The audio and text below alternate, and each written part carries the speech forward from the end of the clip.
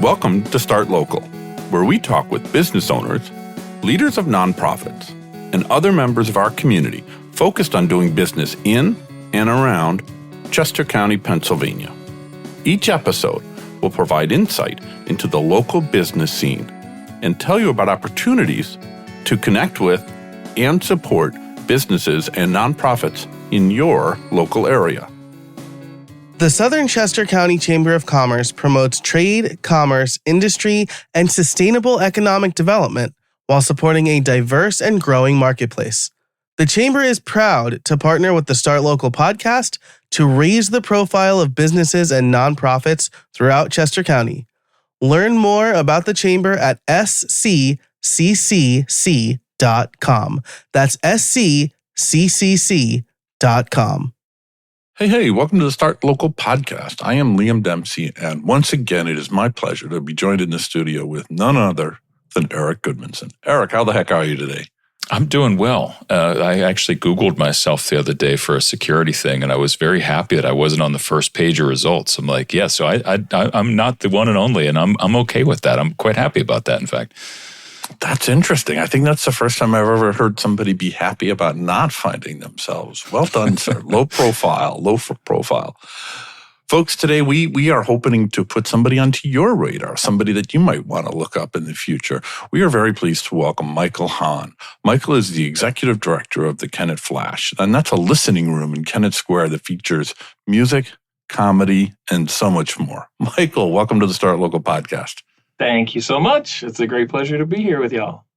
Michael, I completely agree. The pleasure is ours, and I'm looking forward to getting into more detail today.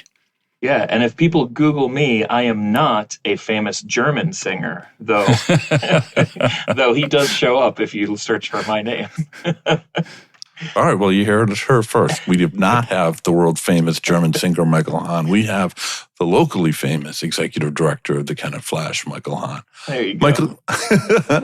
Michael, you've been with the Flash since 2022, and we've heard a lot about it in a recent conversation we had with Dave Maddock here on the show, and we'll link to that, folks, over on the show notes.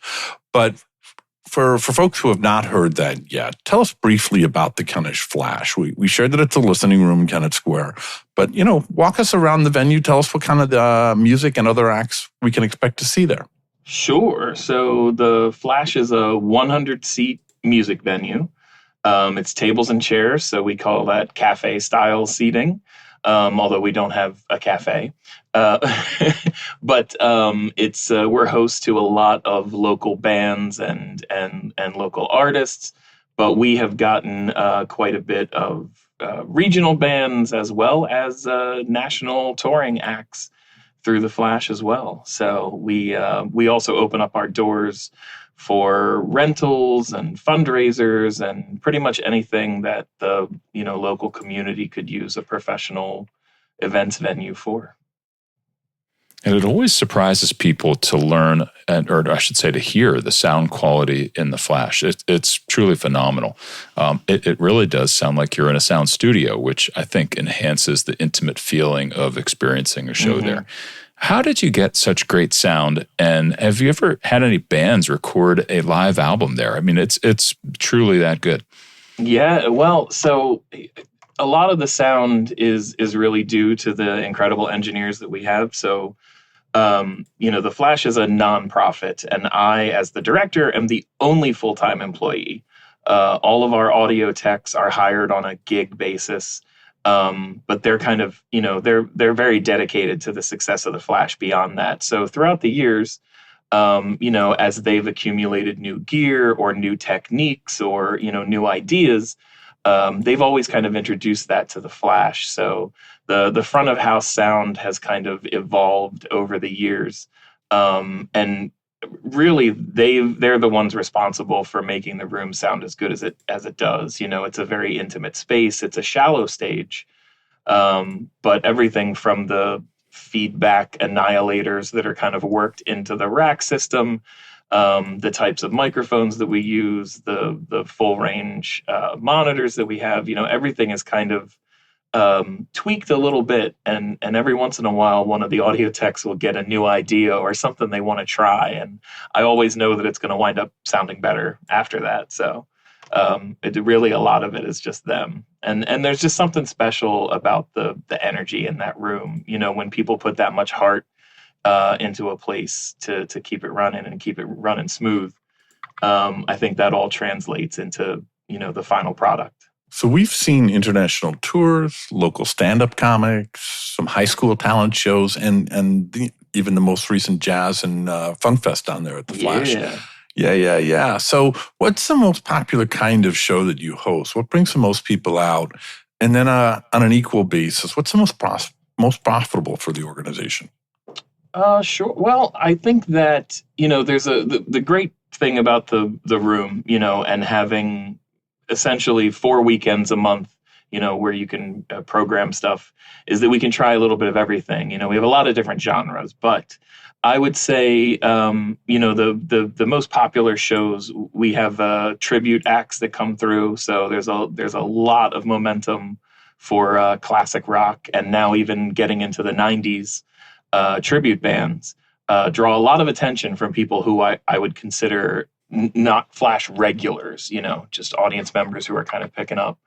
And the tribute acts, I think, are necessary to a certain extent because they really do pull the people in. They usually pull a higher ticket price, and the bands are willing to work with the venue on a percentage of the door. So that's probably the most profitable. But we have a lot of, I would consider legendary singer-songwriters that come through the venue. And they're also very popular.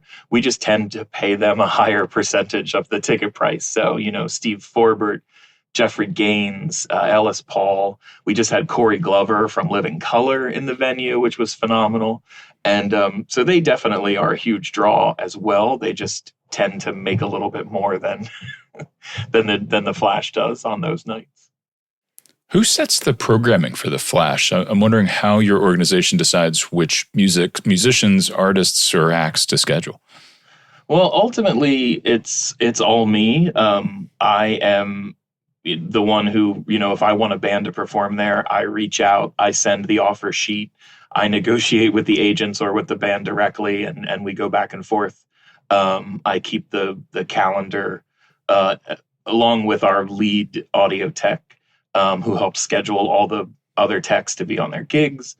But we do have a pretty sizable array of agents that are used to the Flash, right? People that we kind of go back to the well to. So we have a lot of regular agents that will reach out when they have an opportunity. And I'm always grateful for that because it's less work for me, right? All I have to do is check the calendar and go, we could definitely fit them in. That's perfect. And bands reach out all the time. I would say most of my email, probably a good 30-40% of my emails are new artists or bands who are looking for a place to play. So, and I just go down the rabbit hole of looking at their YouTube videos and Spotify or, whatever they have available, to see if it's something that I, think would draw an audience or, maybe get the regulars charged up about something new. So ultimately it's me, but I like to think that I have a lot of help and a lot of longtime agents and members. And I take recommendations from people all the time. A lot of our volunteers will say, oh, we just, volunteered at this other location and such played. Have you ever had them through? And I'll write it down and reach out. And that's how I found out a lot of the new acts that we get. So before we hit the record button today, we spent time chatting with you about your career in music and musical theater and sound design and composition. And you've been at it for almost 20 years. And we'll get into that in more detail in a bit. But immediately prior to leading the Kennett Flash, you were the program director at the Darlington Arts Center, which is in Garnet Valley. What about the opportunity with the Flash drew your attention? Tell us about that. Oh, sure. So I moved to Kennett Square in 2013. I'm originally from Oxford. I lived in Newark and Wilmington for several years of my early adulthood. But I moved to Kennett in 2013. And at the time I was, playing guitar, writing songs, performing. So I looked for open mics near me and happened to Google the Flash. So it's kind of awesome that it was right there in my backyard. So I had been going to open mics at the Flash for years. I won the very first New Summer Sound series, which is like a Battle of the Band series in 2018. So I actually won that contest. I got a chance to host a bunch of open mics and open for artists like Tom Hampton and Ben Arnold and people like that. So I was kind of familiar with the venue, and working at Darlington was great. It certainly took me, I would say Darlington Arts Center helped me a lot with educating me as a nonprofit administrator. So I'm grateful for the 5.5 years that I spent there. But I always was kind of missing that connection to music or theater or live performance. I loved working with the kids and making parents happy with, great arts programs and stuff. But yeah, when it was announced that the former manager was moving on, I put an application in as soon as there was a link available. I even started calling, the people that I did know who were associated with the Flash before there was even an application link. Because the idea of running a music venue in my hometown was like, I could do this for the rest of my life. This is a dream come true. So, I kind of jumped at the chance as soon as it was available, and everything just kind of worked out.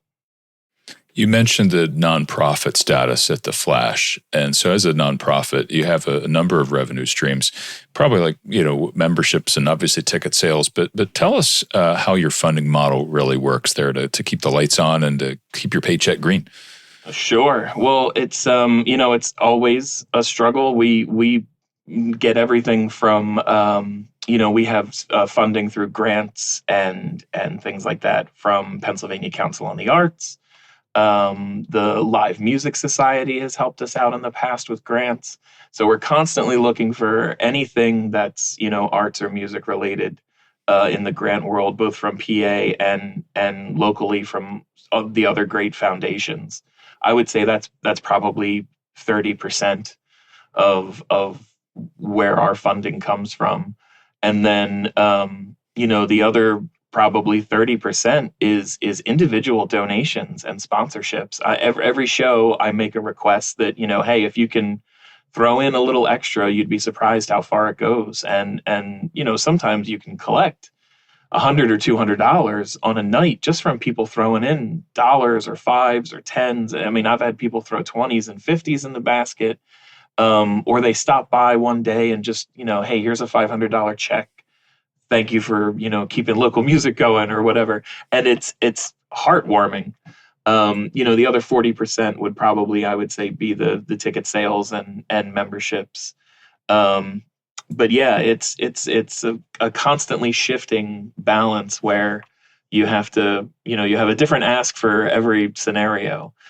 We always look for sponsors, corporate sponsors for things like our rooftop shows, the jazz festival. We even had Sun East Foundation sponsored one of our open mic nights. And really, it was just a few $100s, but I learned a long time ago, there's really no such thing as a micro grant, right? Every amount of money that you can raise for an organization is important. So even just knowing that we kind of had that night covered and, it was a great opportunity for the Flash to produce stuff like that. Together with the Kennett Library and the Creamery of Kennett Square, the Flash just hosted its 5th annual Jazz and Funk Festival, and I was lucky enough to attend and had an absolutely great time. Just the range of music, the quality of the musicianship, the quality of the sound. It was really just a blast and a very economic way to spend the weekend. I think tickets were $40, $60, something like that. You'll correct me if I get the price wrong, but it was just a lot of value and a lot of great music, and you could tell that the bands were happy to be there, and clearly the artists were, the fans were very happy as well.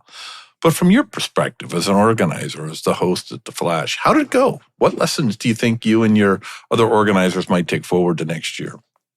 So every year, I think it's worth saying that, the very first year of the Kennett Jazz Fest, the Flash wasn't involved, but we had a lot of our a lot of our friends were, right? Dave Maddock, who's the board president, was one of the three members of the Jazz Festival committee. So that first year that it went off, they did it with the Kennett Brewing Company, who have always been, who were always great supporters of local music. And then, the second year, the Flash got involved as a place where we could host sort of a headline act, right? And then the past few years, we've been involved as a location for multiple performances and things, and wanted to get the library involved. And I think this year especially, right? Every year there's a little something that we learn, or a little something that we're like, okay, well, let's try this, and maybe it works and maybe it doesn't. So this year, I think what was really important, it was probably the most successful year for the Jazz Fest. And this was the first year that we didn't have a headliner. We didn't try to pull somebody from New York. Two years ago, we had Osnoy. A year before that was Pat Bianchi, really incredible organ player. And then, last year was Orrin Evans, who's from Philly. And again, an incredibly popular jazz keyboardist. And this year we said, you know what, like the bands that are around here, the bands that are local to Philly and local to Kennett and Wilmington, they're killers, all of them. They're so good at what they do, and there's such a variety that we went without a headliner this year, and I think it was the most successful, especially people coming around asking, well, who do I want to make sure not to miss? And you'd look at the lineup of the 11 bands or whatever we had, and said, honestly, there's like everybody here is so different and so talented, you shouldn't miss any of them. And say that and mean it is a really important thing. This is actually the second year that we attempted to have an outdoor component to the festival too. We had vendors lined up. We had outdoor performances that were going to happen in the parking lot. We had the Rainbow Records bus was going to come, and they came last year, but they were going to come again this year. And of course, the rain kind of rained us out of all of our outdoor fun, because we really wanted to feel like a festival, the same way that, a Summerfest or a Brewfest, has that same sort of outdoor draw and fun. Obviously, when you have a location like the Flash and the library, you want to utilize it for the performances, but, we were really hopeful to get the outdoor stuff involved this year, and the weather just didn't cooperate with us. So we'll try again next year, I'm sure. But yeah, I think the main thing we learned was that you really don't need a headliner in a festival situation like that when you have as much talent as you do with, Dr. B's Groove and Sarkisian and like all those guys that were just phenomenal. And the big bands are always a huge draw at the library. There are folks who buy the ticket just to stay at the library all day, and they never even step foot in the Flash because they're so into the big bands. And we'll take it all. We had the more like funk kind of funky, I would say more experimental, more progressive kind of jazz stuff in the Flash this year, and I think it really worked out well. That's a lot to produce, and I understand, as the only person on paid staff, you're doing a lot, and I'm sure you also rely on the talents of your board members. And I know a few of your board members. I know Emily Cox, Robin Marcel Lubitsky, David Whitwell, all great people, and I also knew Dennis Melton. Dennis Melton was a co-founder of the Flash and a big champion of Kennett Square in general. He was a respected local architect, and unfortunately, he passed away a few years ago. And I'm sure he would be thrilled to know that the Flash is living on and doing well. But I'd like to know, how do you recruit and retain new board members? Because that's tough, especially when there's a lot of load to carry there.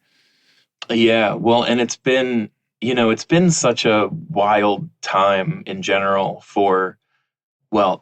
honestly, for humanity. The past 10 years have been, ridiculously full of ups and downs, but also financially. And, there was a pandemic in the middle of all that, which is kind of where, a lot of the outdoor stuff that the Flash does now came from, was that time period. So all that is to say that since the Flash really came into existence in 2009, there's kind of an old guard of board members who have slowly stepped away from the Flash, as they should, right? Normally you do 2 or 3 years as a board member, and you might stick around as a consultant or something. But honestly, with everything changing as much as it did during the pandemic and after. We've had a lot of board members who've been on the board for 7, 8 years.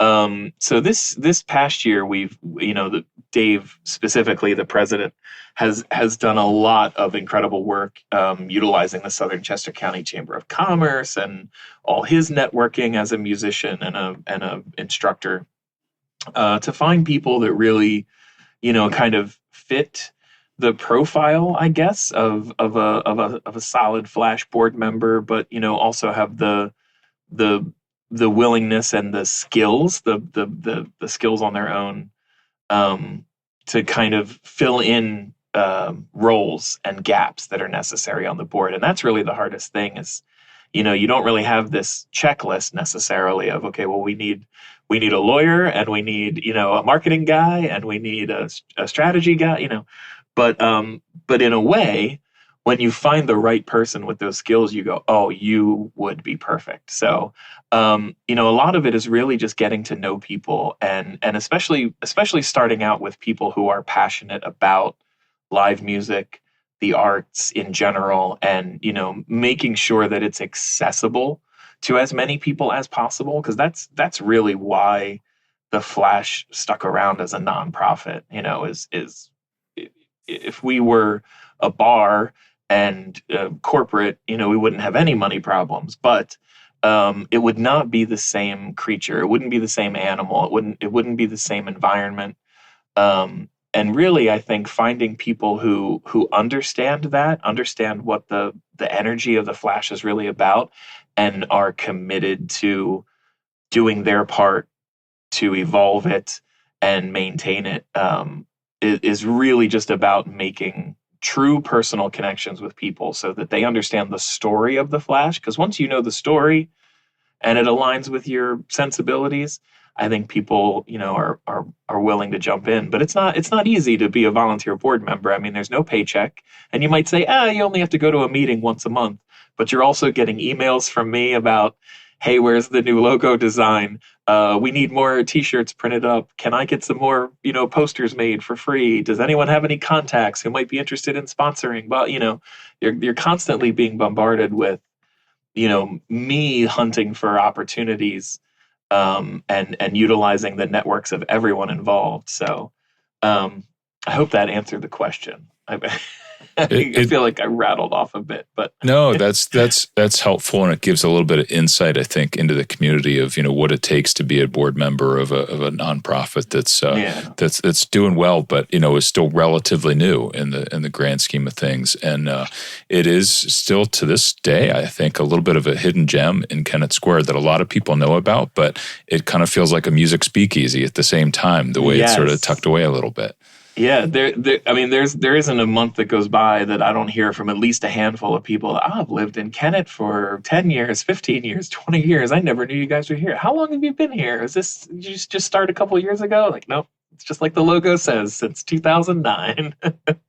So we get that a lot, and it's I think some of it is a visibility thing. We're always trying to get more signage, more visibility, more people talking about it. But that's really the biggest thing is when people start to bring friends and bring other folks out, and then they get into it. And once they realize sort of what it's about, again, if it's your cup of tea, then there's no finer place to really go and experience live music that way.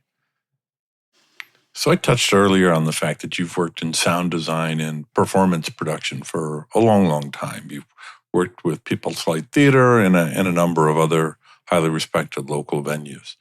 I want you to tell us about what the right song or the right song effects can add to a live performance. How does that work in ways that maybe as in the audience, we don't really appreciate the fullness of it because we're just kind of soaking it all in. Sure. But, lend us your experience and your expertise for a few minutes here, Michael. Sure. So, coming from theater, which is where I did a lot of the sound design and composition, what I love most about theater is how collaborative it is as an art. Every designer, every crew needs to work together. I mean, lighting, needs to know what sound is doing.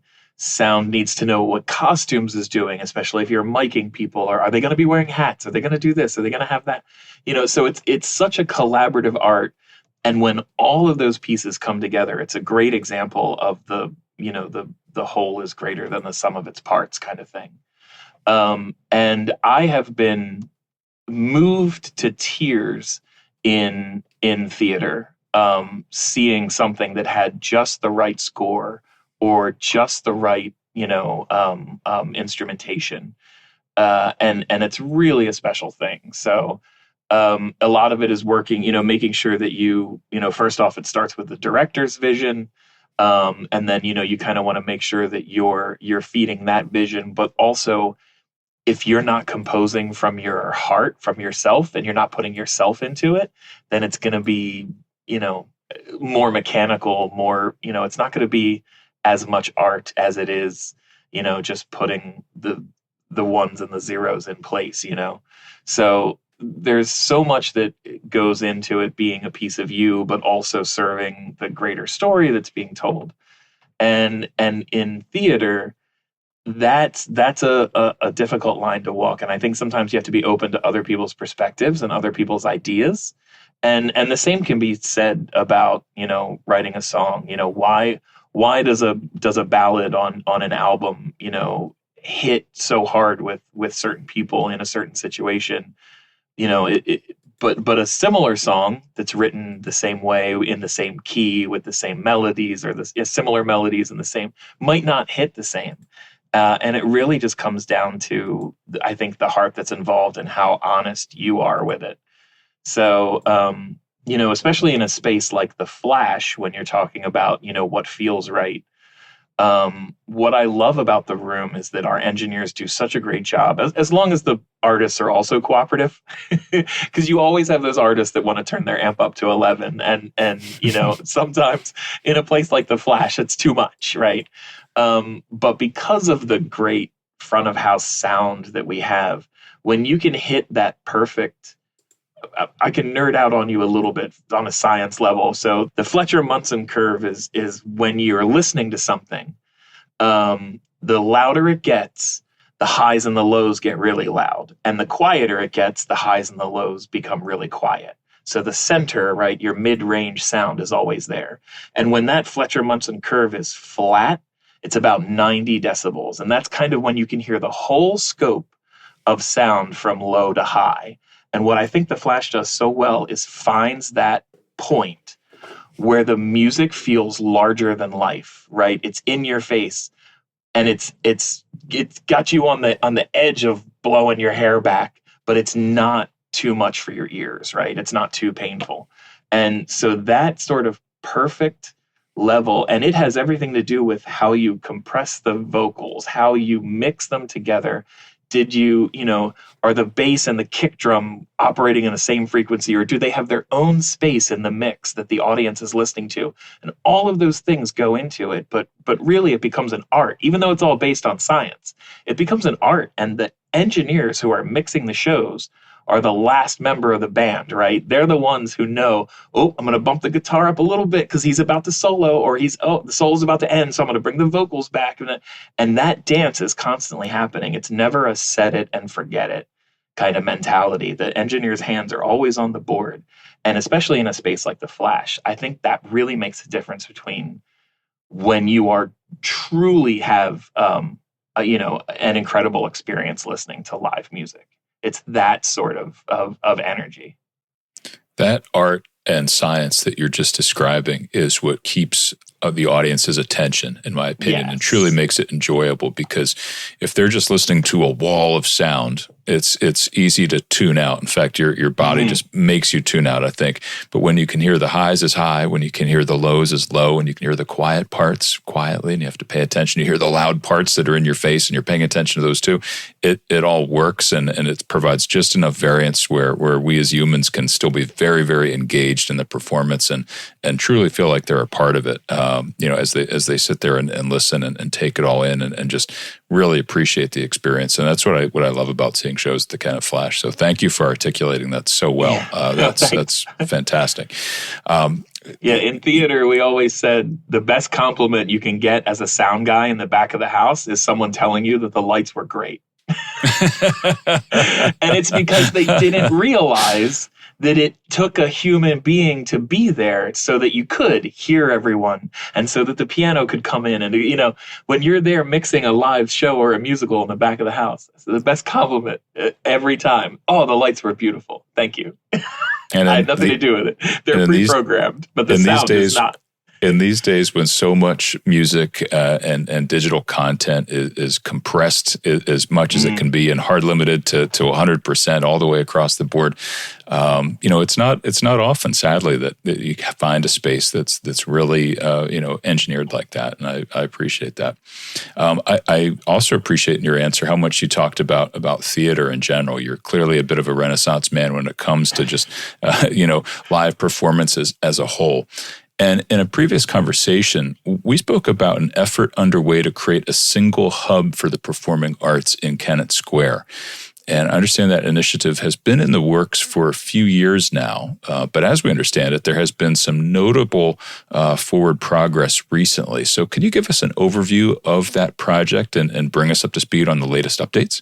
Sure. So the original idea, I think, for what we call the Hub for Arts and Culture. A lot of it started, actually, you mentioned Dennis Melton, who I would say founded the Flash in its current form, made sure it was a nonprofit and something accessible for people. And he kept it going when the initial people who, designed it were ready to kind of throw in the towel. And Dennis had a vision for this place that encapsulated more than just the live music. But the live music was kind of his specialty. But he always wanted something bigger and bolder. And so it's kind of great that that is continuing to live on. And the Hub for Arts and Culture started as a group from Westchester, who, helped Uptown Nauer Performing Arts Center kind of become what it is today. And they just, they felt like Kennett Square was the right place for it. And, once we kind of realized how aligned the Flash was with those ideas, they became partners, actually, I would say, before I was hired. But once I was hired, I kind of got to know a little bit more about it. And so a lot of things that have kind of moved forward is, we had been talking with the borough in Kennett Square for a long time about finding a new space for the Flash, but also for other nonprofit arts organizations in the area, a true sort of performance space venue where parking is less of an issue, where visibility is greater, and where we really have a place where sort of the whole community can come together. So over the years, talking with the borough and looking for the right spot, we kind of found this space, this annexed building in the Borough Hall area on Broad Street, and it's really sort of become a goal to get music and theater and dance and all of those things kind of under the same roof. So right now, there is a website that you can go to and find. I believe it's hubforartsandculture.org. And you can take a look at some of the plans for the building. There have been architects who have been sketching plans for this, and the two different performance spaces that would be there. A nice little sort of community promenade where people can hang out and enjoy a drink and be outdoors. And so the idea is that the Flash could find a new home here with the ability to maybe put on some bigger shows, but also still have a small listening room where we can do the stuff that we've always done and keep that energy and that warmth of the Flash intact. So, it's come down to a lot of things that I would say are not my specialty, which is, finding investors, finding the right people to help you, back the project.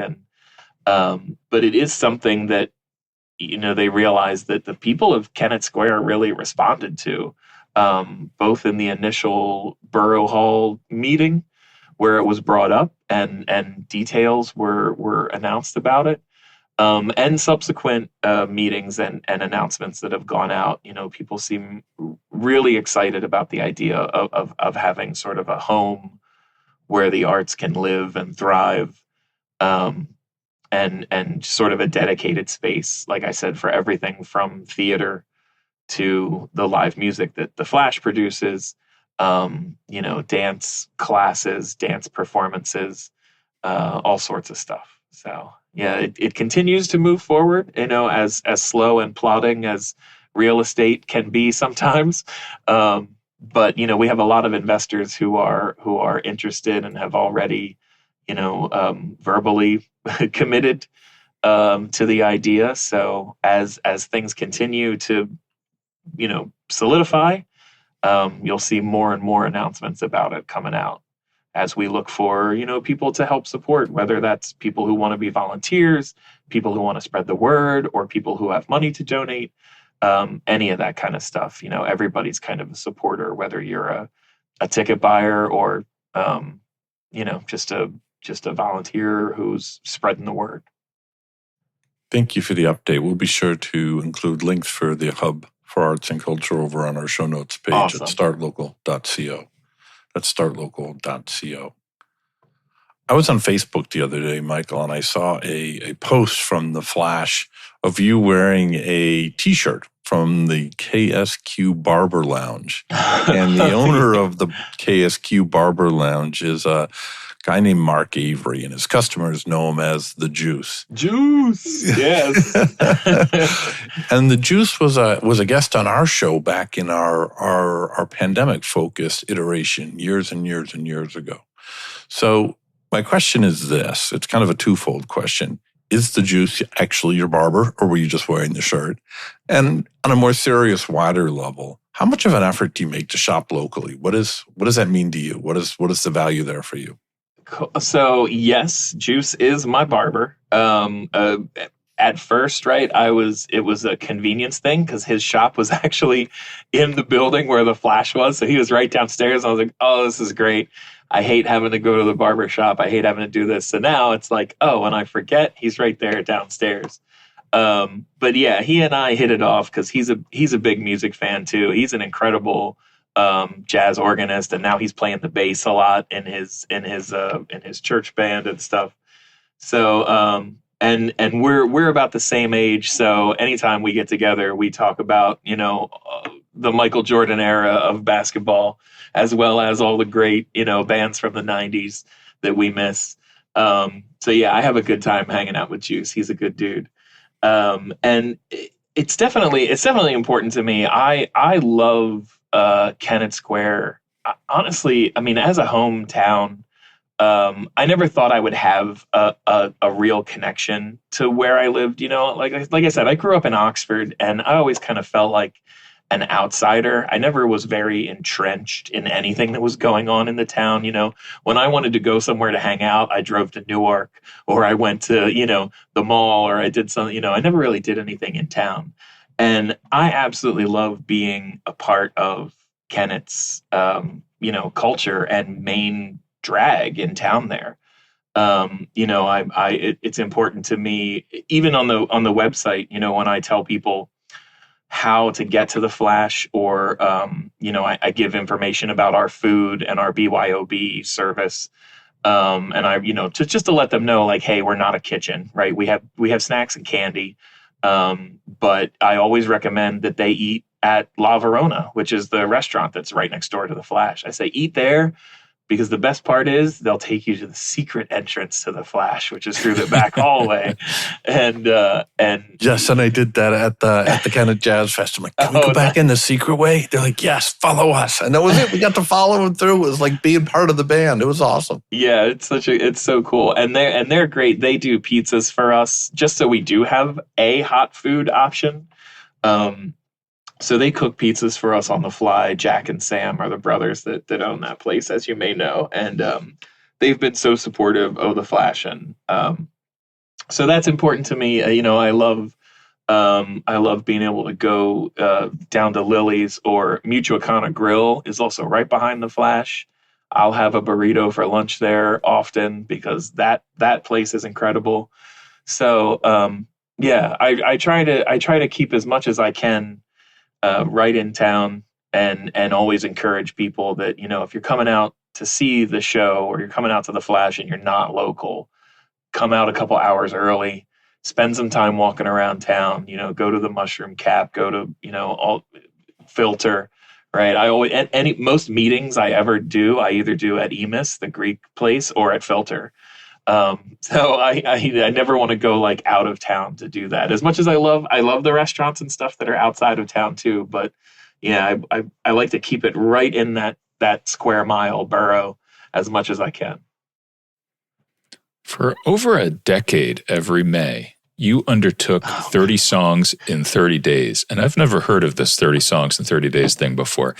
But understand you wrote, recorded, and published a song a day for 30 days in a row each year. How did that effort benefit your songwriting, music playing, and your recording skills? Did it make you a better musician? And are you the only person doing this, or is this like a worldwide phenomenon? So, wow. Okay, this could be its whole episode on its own. So I'll try and keep it succinct. But first of all, it was actually 31 songs in 31 days because it's all the month of May. I would have picked February and not in a leap year for the record. But I know. It didn't have the same rhyming scheme, as Song a Day May, which is what I called the project. Oh. And I actually had not heard of it before, but once I started doing it, I did some Google searching, and I found there are some people out there who do this. So there are other people who have done it besides me. They usually just do it once and then call it quits, which is probably what I should have done. And I think I encouraged one or two artists. There's a local artist named Jack Connor, Jac Connor, and he's a young guy. I met him actually at an open mic in the Flash when he was like 14. And now he's like graduated college, and he's still an incredible performer. But he did it at least 1 year. I know he tried to do it too. It's very intimidating. And honestly, the idea just came out of the fact that I had lost a bunch of videos on YouTube, just to an error of me deleting an email and not realizing that it was associated with a YouTube account. So I lost all these videos, these live performance videos that I had recorded of myself performing in high school and college and stuff. So it was always an idea to I'm going to build my video channel up again. I'm just going to do a song a day. I'll do Song a Day May, one song each day. And then, I'll be done. I'll have 31 new videos, and I'll feel good about my YouTube channel again. And the first year that I did it, it wound up being so cathartic and such an incredible, the people who were closest to me only heard me complain the whole time for those 31 days. And I wasn't doing it for anyone else. It's not like somebody gave me an advance of cash and said, write these songs. I was just doing it and then feeling tortured by it. But I wrote some of my favorite songs doing that, because you really just kind of put the pressure on yourself to be creative. What I realized when I went to do it, so when you're sound designing for theater, right, there's always a deadline. And you're, like I said, you're always trying to make the director happy, right? You're always trying to serve yourself, but also make them happy at the same time. And I would stress and stress and stress, and I would put it off, and I wouldn't do it. And then all of a sudden that deadline would show up, and they'd say, hey, we need that song for Act 2 by Monday so we can start rehearsing it and practicing it. And all of a sudden, Sunday night, I would hunker down, I would play until I had an idea. It would all just come out. It would flow out of me, right? And I would be really happy with it. I was like, this is great. I wish I didn't have to wait till the last minute all the time to do it. So the idea was also sort of born out of this. I'm going to face my fear of having deadlines, and I'm going to force myself to be creative and see what comes out. And sometimes it's really weird stuff. My favorite thing to say about Song a Day May is they won't all be good, but they will all be songs. And that was kind of the bar I set for myself. But sure enough, by the fourth or fifth day, there was a song that I wrote in the first year that I did it. I think it was day 10.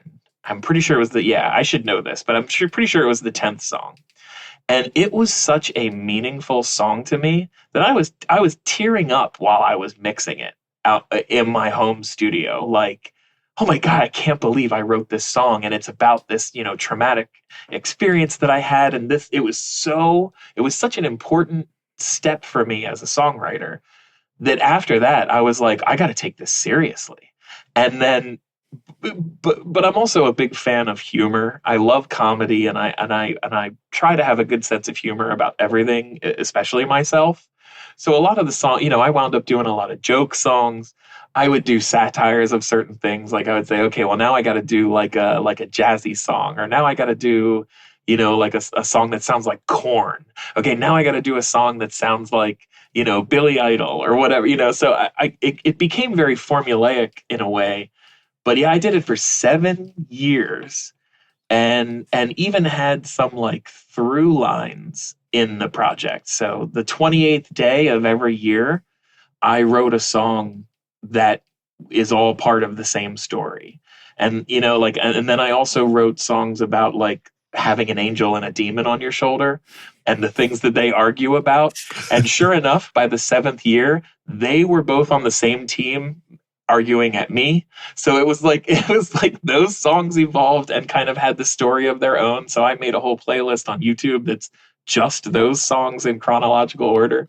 So yeah, it was wild. I wrote some stuff that's really meaningful to me and that I still play to this day. I play them at the Flash open mics.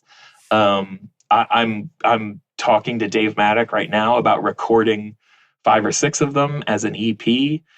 Just so I don't have to do that work. Like I want somebody else's perspective. Mm-hmm. But yeah, it really, just to answer the last part of your question, it did kind of take my songwriting and I would say recording to a new level. I think I got comfortable again. And then it became very formulaic. Well, here's the compressor that I always use on my voice, and here's the effects that I always use. But then once I realized I was doing that, I started trying other stuff. And so more weird stuff came out. Well, I'm going to try this with real drums. I'm going to try this with some effects on my guitar that I've never listened to before or I've never tried. So it kind of, I got stuck again, but then that helped push me forward because I didn't want to be stuck. That was the whole point, was to try new stuff. And yeah, I would say for the most part, I'm really happy with almost all of those 231 songs or whatever it is for 7 years. Yeah, that sounds like quite a journey. And I love the forcing yourself to be creative and realizing that maybe not in a rut, that's not a great way to say it, but you're getting more formulaic than you want to be. And so you deliberately get into a different lane or set up some kind of auditory change of pace. I like that. I like that a lot. Well, I'm a big fan of Stephen King, as I'm one of the constant readers, of Stephen King. So I really love his Dark Tower series and the fact that a lot of his books all tie back into that Dark Tower series. And he's got this thing. He refers to the different levels of the tower being these different realities. And sometimes there's a song like Hey Jude that exists in every reality because someone in a different reality got some of that energy and wrote the song themselves. But maybe the lyrics are a little different. So I've always been a big fan of that idea that like sometimes music and art and creativity, you don't know where it comes from. And that's why sometimes it's like when you sit down and you force yourself into this state of I'm going to write or die. And I'm going to be creative. Sometimes those floodgates open up and you're like, I don't know where that riff came from. I don't know where those lyrics came from, but I love them. I'm not even sure what this song means, but those are the words that came in my head when I wrote the song. And it feels like one of those moments, like you're tapping into something from another reality that someone else wrote, and you're just kind of being a siphon for it, And so I loved that idea that that's what was happening on the songs that I really like in Song of Day May. That's what was happening, and I think on the ones that I don't like, I was probably just exhausted. Yeah, I respect that. I respect that. When we spoke to Dave Maddock, he comes up yet again here in our conversation today. But with Dave, we talked a lot about being a working musician and the effort and creativity that individuals need to really making a career in music work be a possibility. Mm-hmm. You also work in music and performing arts, and it's different than Dave's career. But what advice would you give to young people exploring a career in music or the performing arts in really whatever capacity? Oh, wow. I think the most important thing, and this might sound, facetious or like I'm making a joke, but really, don't be a jerk. That is the best advice I could give anybody, whether you want to be a sound guy who's live mixing, or you want to be a guitarist in a band, or you want to, be the keyboardist who plays, 3 hours a night in the restaurant and make money.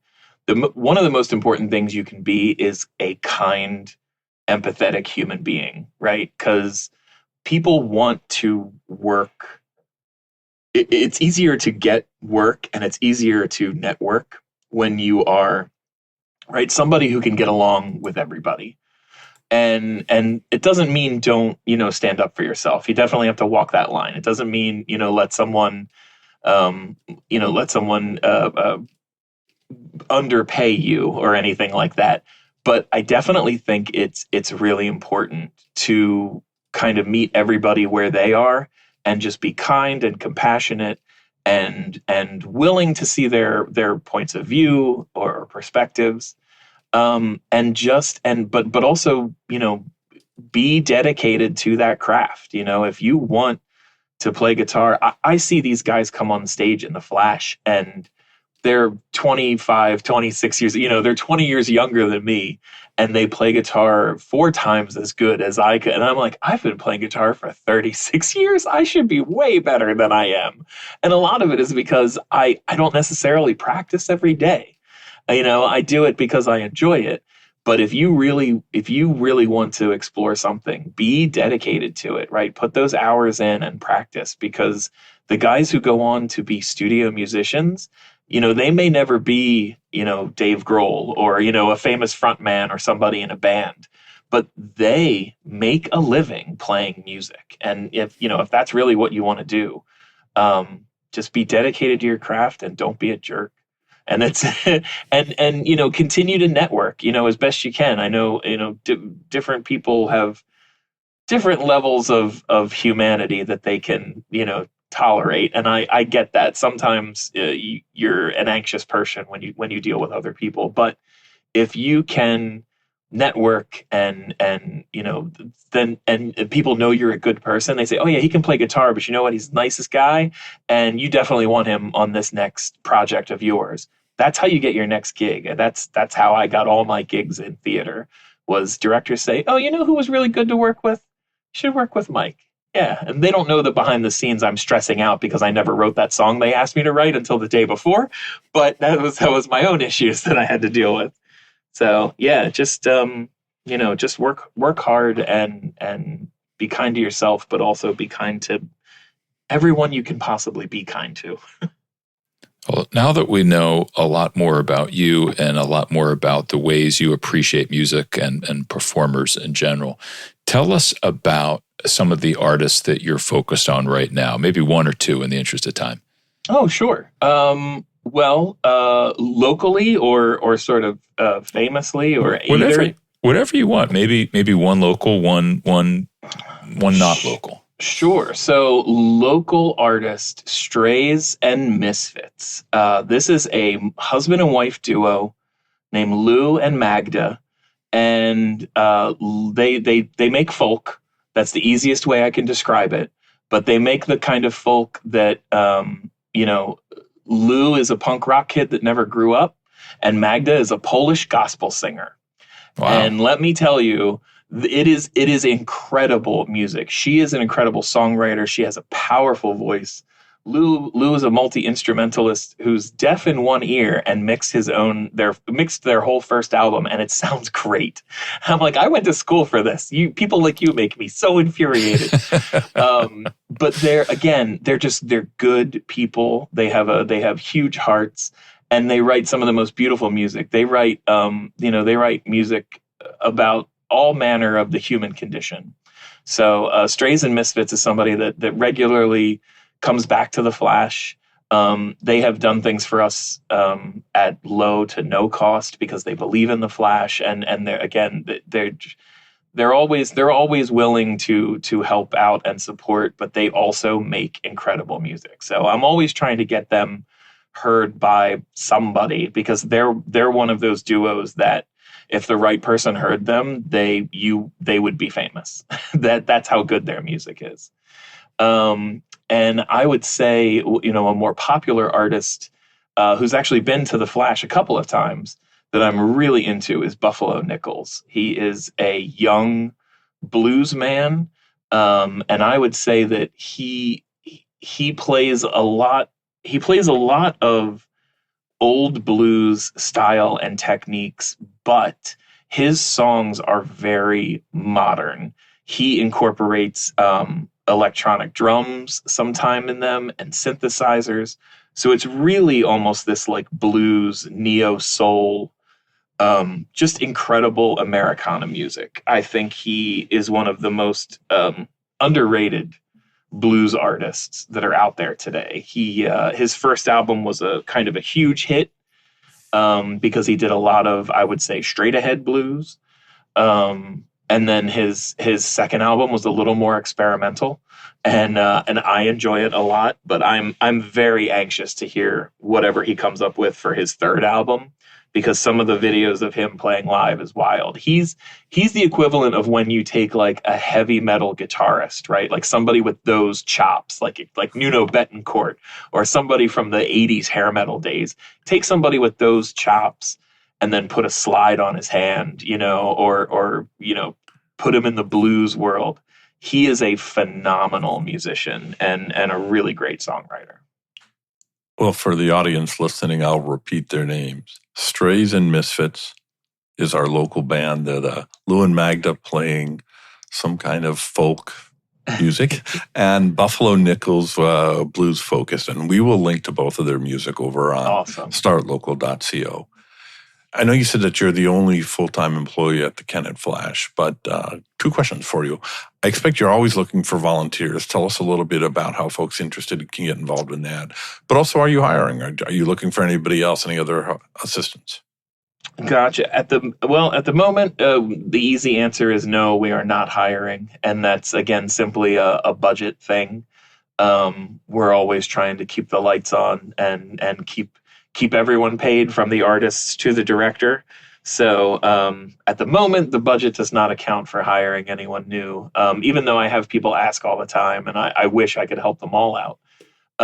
We do often, though, have room usually for audio engineers, like people who want to, because that's always just a per gig basis. That's a, contractor or a W-9 contractor kind of situation.